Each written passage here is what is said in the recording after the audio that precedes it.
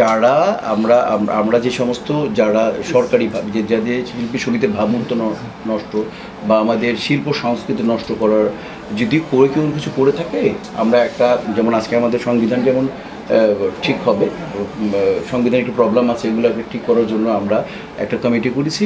আর আমরা বলেছি তাহলে দেখেন যে এর মধ্যে কারা কারা কোনো কমপ্লেন করে বা কমপ্লেন করে কিনা, সেটাও আমরা চোখে রাখবো না আমার ভাই, যে সেটাও আমরা দেখবো। যদি কেউ যদি এরকম কোনো কিছু করেই থাকে যেটা দেশের জন্য ঠিক না বা যেটা রাষ্ট্রের জন্য ক্ষতিকর, শিল্পের জন্য ক্ষতিকর, তার সেই ব্যবস্থা আমরা নিব।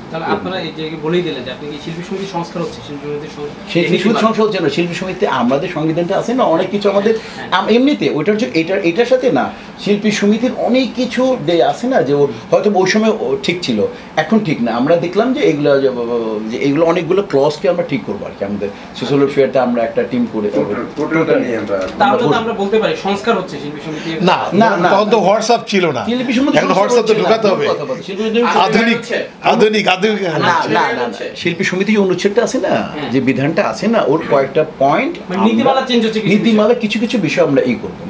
ভালো বিষয়ে কি ধরনের ব্যবস্থা নেওয়া হতে পারে তাদের বিরুদ্ধে যদি এটা প্রমাণ হয়, যেহেতু না এটা তো পরে আগে আগে হোক আর কি, আগে এটা কিন্তু এটার দায় কিন্তু তারাও কয়েকজন শিল্পী স্বীকার করেছে যে তারা কনভিক্টেড হলে আমরা কিন্তু সর্বোচ্চ শাস্তি দিই। এটা যে আমাদের সংবিধানে যা আছে একদম সর্বোচ্চ শাস্তি দিয়ে দেবো। সর্বোচ্চ শাস্তির বিধান মানে আমাদের সর্বোচ্চ শাস্তির বিধান হচ্ছে যে মানে তার মেম্বারশিপটা অফ করে দেওয়া, মানে তারা তো আসলে শাস্তি দিতে পারে না, আপনাদের সংগঠন মানে আমাদের মেম্বার, এটা তো একটা এটা তো সর্বোচ্চ জানেন যে সোশ্যাল ওয়েলফেয়ারের একটা আমাদের সোশ্যাল ওয়েলফেয়ারের আন্ডারে আমরা একটা সংস্থা, এটা অলাভজনক প্রতিষ্ঠান এবং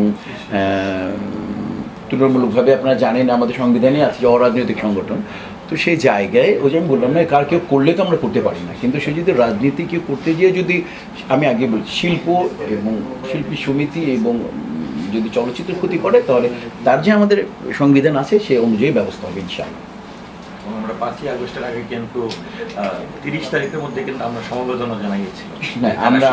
আমরা এক মিনিট করেছি, তারপরে যে জায়গা থেকে আমরা চেষ্টা করেছি কোনো সময় এরকম একটা আমার ব্যক্তিগত আমি তো খুবই খারাপ ছিলাম অবস্থা, তারপরে আমি সবাই বাচ্চাদের পক্ষে আমরাও বলেছি স্বাভাবিক কারণে, কারণ সন্তান যখন বড় হয়, সন্তান সামনে মানববন্ধন করেছে বিভিন্ন